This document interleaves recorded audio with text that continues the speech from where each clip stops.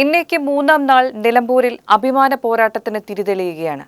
സംസ്ഥാന രാഷ്ട്രീയത്തിലെ തന്നെ വളരെ പ്രസക്തമായ തെരഞ്ഞെടുപ്പ് 23-ന് ഫലമറിയാം. ഇഞ്ചോടിഞ്ച് മത്സരമാണ് കേരളം ഒന്നാകെ നിലമ്പൂരിൽ കാത്തിരിക്കുന്നത്. സ്ഥാനാർത്ഥികൾ ആരൊക്കെയുണ്ടെങ്കിലും അൻവർ മുഖ്യമന്ത്രി പോരാട്ടത്തിന്റെ ഗ്രാൻഡ് ഫിനാലെയായാണ് പലരും നിലമ്പൂർ തെരഞ്ഞെടുപ്പിനെ കാണുന്നത്. പ്രത്യേകിച്ചും 10 മാസങ്ങൾക്ക് ശേഷം നിയമസഭാ തെരഞ്ഞെടുപ്പ് വരാനിരിക്കുന്ന സാഹചര്യത്തിൽ CPM വർഷങ്ങൾക്ക് ശേഷം പാർട്ടി ചിഹ്നത്തിൽ നേരിട്ട് തന്റെ സ്ഥാനാർത്ഥിയെ പടക്കിറക്കുന്നു. ആര്യാടിന്റെ മണ്ണിൽ കാലുറപ്പിക്കാൻ മകന് ലഭിക്കുന്ന സുവർണാവസരം. പ്രത്യേകതകളേറെയുണ്ട് ഈ തെരഞ്ഞെടുപ്പിന്.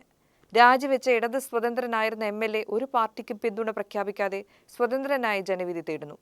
പുതിയ സംസ്ഥാന അധ്യക്ഷൻ രാജീവ് ചന്ദ്രശേഖരന്റെ നേതൃത്വത്തിൽ BJP നേരിടുന്ന ആദ്യ തെരഞ്ഞെടുപ്പാണ് നിലമ്പൂരിലേത്.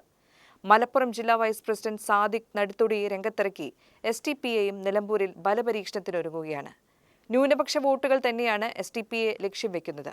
1965 മുതൽ തെരഞ്ഞെടുപ്പ് ചരിത്രം പരിശോധിച്ചാൽ നിലമ്പൂരിൽ 11 തവണയും വിജയിച്ചത് കോൺഗ്രസ് ആണ്. 2 തവണ CPM-ഉം 3 തവണ ഇടതുമുന്നണി സ്വതന്ത്രരും നിലമ്പൂരിൽ വിജയിച്ചു.